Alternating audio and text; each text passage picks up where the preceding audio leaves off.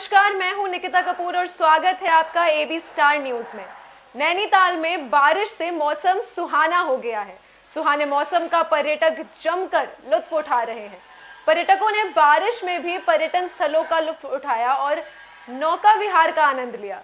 कई जगहों पर पहाड़ खिसकने की खबरें भी सामने आई हैं। गनीमत यह है कि किसी तरह से जान माल के नुकसान की खबर नहीं है। हालांकि जगह जगह पहाड़ से पत्थर खिसकने की वजह से यातायात व्यवस्था प्रभावित हुई है।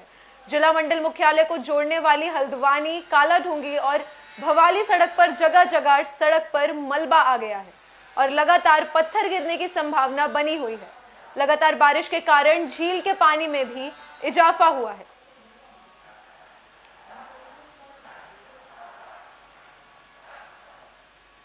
पहाड़ों पर हो रही बारिश की वजह से नदियां उफान पर हैं। वहीं देहरादून के डाक पत्थर बैराज से 8 से 10 हजार क्यूसेक पानी छोड़ा जा रहा है, जिसकी वजह से यमुना नदी का जलस्तर बढ़ने लगा है।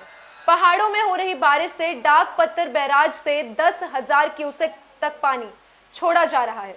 बता दें कि पहाड़ों पर लगातार हो रही बारिश के कारण डाक पत्थर बैराज में 19 हजार क्यूसेक पानी आ रहा है। बता दें कि जो पानी डाक पत्थर बैराज से छोड़ा जा रहा है वो हरियाणा के हथीनी डैम में जाकर इकट्ठा हो रहा है। अगर इसी तरह से बरसात होती रही तो आने वाले दिनों में यमुना नदी का जलस्तर और भी बढ़ सकता है।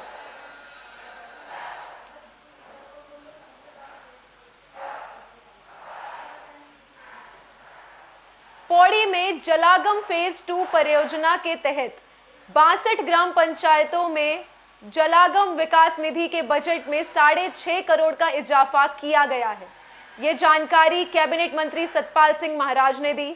बता दें कि सतपाल महाराज ब्लॉक मुख्यालय में 3 करोड़ 38 लाख की लागत से बनने वाले विकास खंड कार्यालय भवन के शिलान्यास के दौरान ये बात कही। इसके अलावा उन्होंने लघु सिंचाई विभाग के नाबार्ड मद से बनने वाले 26 लाख रुपए के चेक डैम भोदाली सेकनोली योजना की भी शिलान्यास किया। उन्होंने बताया कि चयनित 62 ग्राम पंचायतों में से 36 एकेश्वर की और 26 पोखड़ा की हैं।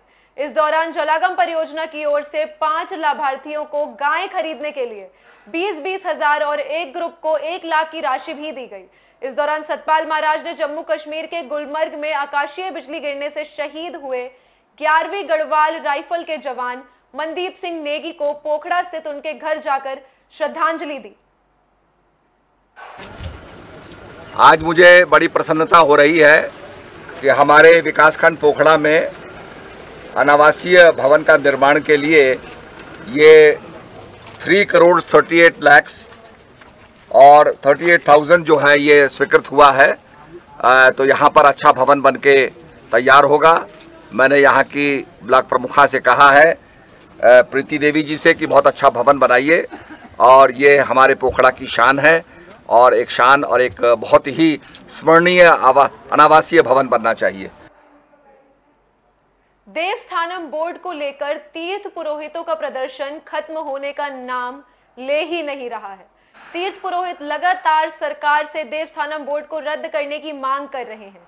गंगोत्री धाम के पुरोहितों का कहना है कि सरकार तीर्थ पुरोहितों के संयम की परीक्षा ले रही है और तीर्थ पुरोहित संयम के साथ सरकार के सामने अपनी बात बार बार रख रहे हैं, लेकिन इसके बावजूद तीर्थ पुरोहितों की बातों को संज्ञान में नहीं लिया जा रहा है, जिसका जवाब सरकार को आने वाले समय में मिलेगा। साथ ही तीर्थ पुरोहितों ने कहा कि धर्म को लेकर राजनीति करना सरकार को भारी पड़ सकता है। बोले गंगा मैया की जय। धर्म के साथ जो आज वर्तमान सरकार ने जो ये निर्णय लिया है, हम लोग इसका पुरजोर विरोध कर रहे हैं और बहुत दिनों से हम लगे हुए हैं शंखनादों की ध्वनि से और लगे हुए काशी विश्वनाथ की भूमि से हमने यह यात्रा प्रारंभ करी थी और आज तक इतने समय हो गया। लेकिन इन लोगों से जो हमने ये विचार रखा ये लोग समझ नहीं पा रहे। कल एक मैंने बाइट सुनी है और कोई मुस्लिम धर्म के कोई व्यक्ति है, वो अपने वो बता रहे हैं कि हमारा बद्रीनाथ जो धाम है वो है। अभी 14 साल 100 साल 1500 साल पूर्व मुस्लिम धर्म को आए हुए हैं। बद्रीनाथ आदि बद्री है सब, नर नारायण की वो तपस्या स्थली रही। आज ये सब बातें आ रही हैं तो हिंदू मुस्लिम में भी ये सब लड़ाई होगी। धर्म की लड़ाई अगर राजनीति वाले लोग ये सब यही करवा रहे हैं, हम ये। उत्तराखंड में सफाई कर्मचारियों का हल्ला बोल लगातार जारी है।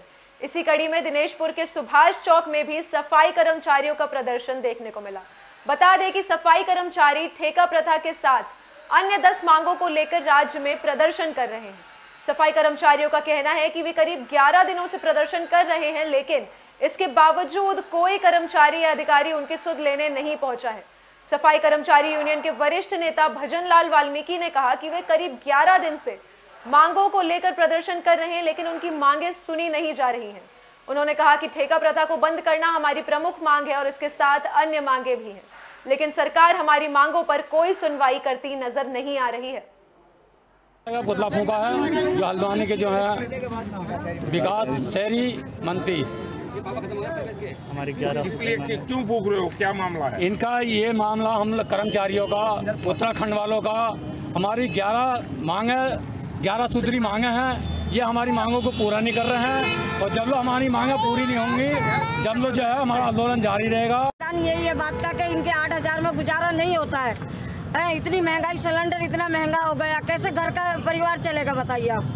यही हम सरकार से हमारी यही मांग है कि हमारे इनके लिए बारे में कुछ उत्तराखंड में विधानसभा चुनाव को लेकर सभी पार्टियां संगठन को मजबूत करने में जुट गई हैं। पार्टियां लगातार सदस्यता अभियान चला रही हैं, जिसके तहत लोगों को पार्टी की सदस्यता दिलवाई जा रही है। इसी कड़ी में हरिद्वार के रावली महदूद में कांग्रेस के पूर्व जिला अध्यक्ष के कार्यालय में सैकड़ों युवा कांग्रेस में शामिल हुए। कांग्रेस के पूर्व जिला अध्यक्ष तेलू राम प्रधान ने कहा कि बीजेपी की जन विरोधी नीतियों से युवाओं में नाराजगी है। यही वजह है कि युवाओं ने कांग्रेस की सदस्यता ग्रहण की है। उन्होंने आगामी चुनाव में कांग्रेस की जीत का दावा भी किया है।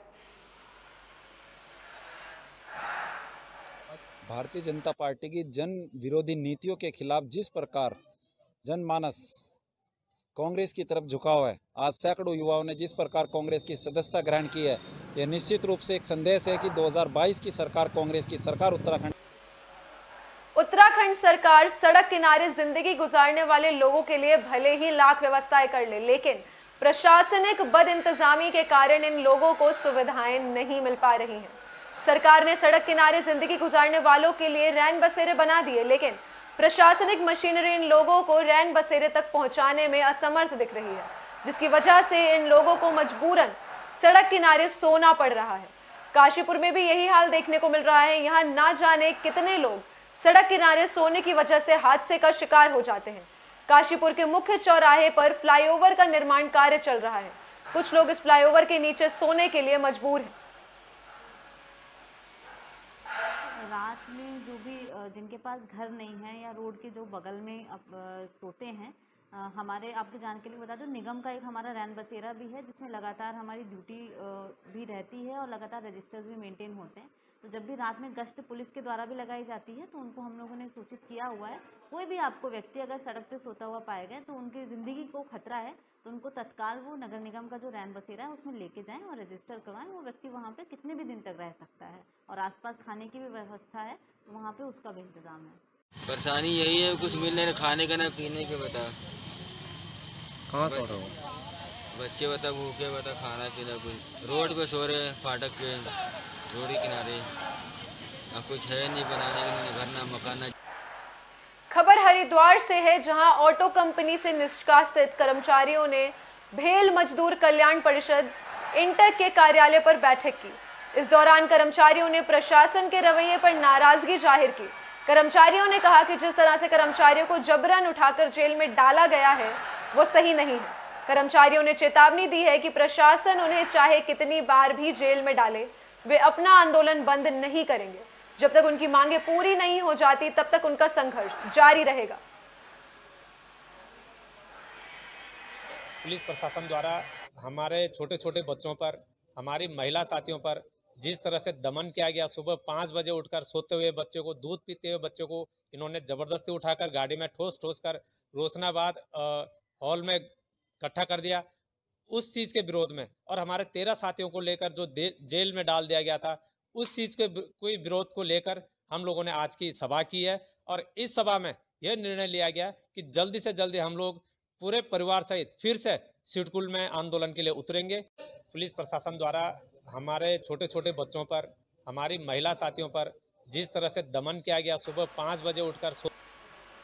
सावन के महीने में बद्रीनाथ धाम में चारों ओर शांति और भक्तिमय माहौल देखने को मिल रहा है। स्थानीय लोगों का कहना है सावन का महीना शुरू हो गया है, लेकिन अभी तक ना तो कांवड़ यात्रा बद्रीनाथ धाम पहुंची है और ना ही कोई श्रद्धालु दर्शनों के लिए बद्रीनाथ धाम पहुंचा है।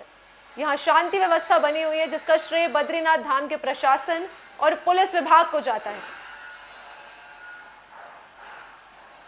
सर्वप्रथम जो है स्थानीय प्रशासन का धन्यवाद करते हुए जो व्यवस्था उन्होंने यहाँ पे बना रखी है, बहुत ही सुंदर स्थानीय प्रशासन ने व्यवस्था बनाई हुई है। मगर सरकार की तरफ से ये डुलमुल रवैया थोड़ा कुछ समझ में नहीं आ रहा है। 2 साल हो गए यहाँ पे और सभी की आर्थिक स्थिति यहाँ पे एकदम ख़त्म हो गई है। स्थिति ये आ गई है, अब रोड पर उतरना पड़ रहा है, मजबूरी हो गई है। हमारा कहना ये है कि बद्रीनाथ धाम, केदारनाथ हो, चाहे यमुनोत्री हो, चाहे गंगोत्री हो, ये उत्तराखंड के अंदर ही हैं और उत्तराखंड इन्हीं धामों से पहचाना जाता है।